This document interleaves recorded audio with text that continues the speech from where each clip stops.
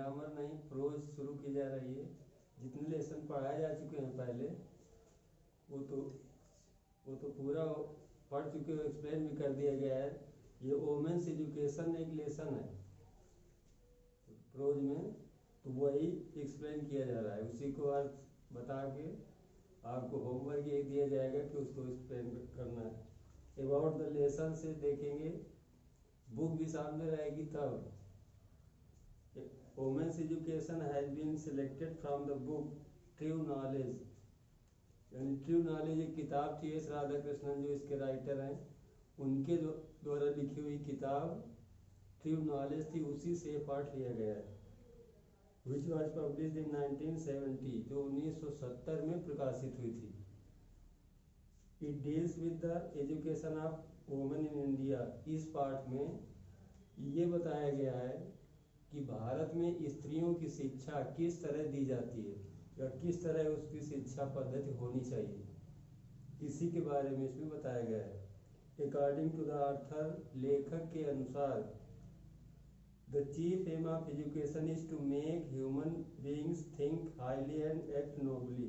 यानी शिक्षा का जो मुख्य उद्देश्य है वो है कि मनुष्य, जो भी शिक्षार्थी है, शिक्षा ग्रहण कर रहा है, शिक्षा पूरी होने के बाद उसके विचार आदर्श हो और अच्छे कार्य करे।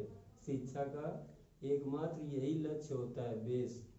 नौकरी तो अलग बात है, लेकिन मुख्य उद्देश्य जो शिक्षा का बताया गया है कि आदमी आदर्श गुणों वाला बने और अच्छे कार्य करे। Real education goes beyond the material world, यानी वास्तविक शिक्षा इस भौतिक संसार से बहुत दूर की बात है, बहुत आगे की बात है। And helps men and women to understand the unknown mysteries of this life and life afterwards।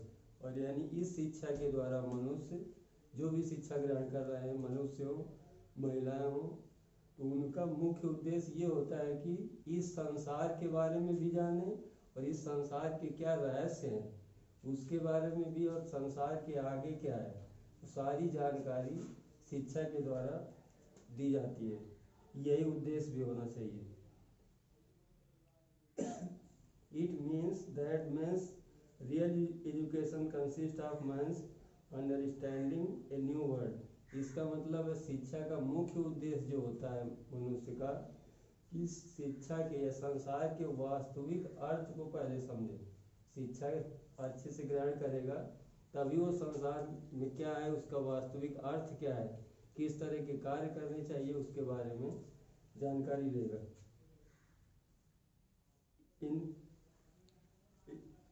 It instils in a man the qualities of concentration, यानी शिक्षा के द्वारा आदमी में जिन गुणों का विकास होना चाहिए वो है एकाग्रता।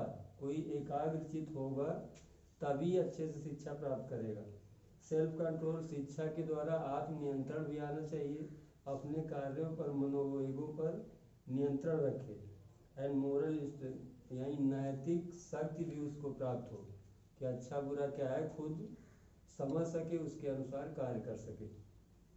ये तो एक लेसन के बारे में बताया गया है। अब इसका पहला पैसेज है, उसी को पढ़ाया जा रहा है, उसी को एक्सप्लेन भी करना है। You are living in an age, आप ऐसे युग में रह रहे हैं, when there are great opportunities for women in social work, यानी आप ऐसे युग में रह रहे हैं जहाँ पर महिलाओं के लिए सामाजिक क्षेत्र में, पब्लिक लाइफ, सार्वजनिक जीवन में, एडमिनिस्ट्रेशन का मतलब होता है प्रशासन, यानी जीवन के हर क्षेत्र में महिलाओं के लिए बहुत से अवसर उपलब्ध हैं इस युग में। Society requires women of discipline minds, उसने लेखक ने एक शर्त रख दी है कि किस तरह की महिलाओं की जरूरत है। सोसाइटी मतलब समाज, रिक्वायर, समाज को जरूरत है।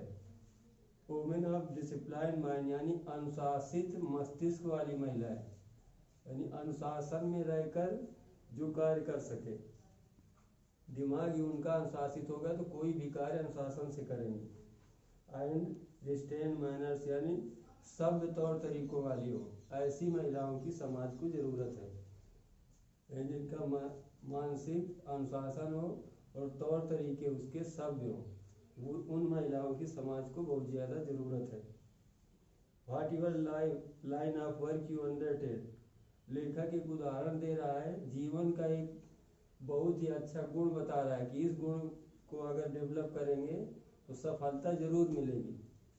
बता रहा है what your line of work you undertake, कि आप कोई भी कार्य कर रहे हैं, किसी भी क्षेत्र में कोई भी कार्य आप कर रहे हैं, you should bring to it an honest discipline mind, तो उस काम में काम के प्रति ईमानदार रहें और अनुशासित होकर, अपना दिमाग अनुशासित रखकर अगर उस कार्य को करेंगे, कोई भी कार्य, वो कार्य निश्चित नहीं कर रहा है, वो तो आपको निश्चित करना है कि हम क्या करना चाहते हैं, आगे क्या बनना चाहते हैं, लेकिन जो भी वो एक होना चाहिए कार्य, और उसमें क्या है, अनुशासित मस्तिष्क लगाइए और ईमानदारी से कार्य करिए, दिखाने के लिए नहीं, तब यू विल देन सक्सीड, तब तुम्हें सफलता अवश्य मिलेगी।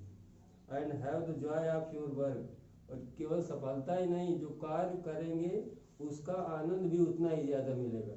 सफलता तो मिलेगी, कार्य का आनंद भी आएगा, कार्य करने में दोनों चीज़ें प्राप्त होंगी, अंत में सफलता तो निश्चित ही है। अब इसी को एक्सप्लेन करना है, पहले बता दिया गया है, रेफरेंस लिखेंगे, हेंड्स तो पहले ऊपर लिखेंगे ही, रेफरेंस लिखने के बाद कॉन्टेक्स्ट में वही बताया है, लिख दीजिएगा, the writer tells here about the women's education in modern India. इसके बाद इससे कुछ एक दो लाइन अपने जो दिमाग में आए, पढ़ के कुछ समझ में आएगा ही, अपने मन से उसको, इसमें बड़े बड़े वाक्य हैं, वाक्य बताया गया है कि छोटे छोटे वाक्यों में प्रेजेंट इंडेफिनिट टेंस में करके छोटे छोटे कम से कम 10 वाक्य एक्सप्लेन में बना दीजिएगा तो हो जाएगा। रिफरेंस कॉन्टेक्स्ट अगर सही होता है तो आगे जो 8 नंबर का आता है तो 2-2 नंबर तो इसमें हो जाएंगे। एक्सप्लेन करोगे तो बुक का भी सही, जो सामने पैसेज रहता है उसका भी सहारा ले सकते हो, मीनिंग वगैरह चेंज करके। कोशिश करिए कि अपने मन से वह पहले उसका सार अर्थ समझिए, अपने मन से अलग से छोटे छोटे हिंदी के वाक्य बनाइए, तब उसको एक्सप्लेन करेंगे तो उसका पूरा नंबर आपको बहुत अच्छी तरह से मिलेंगे। इसी को कंप्लीट करके कल भेजिएगा।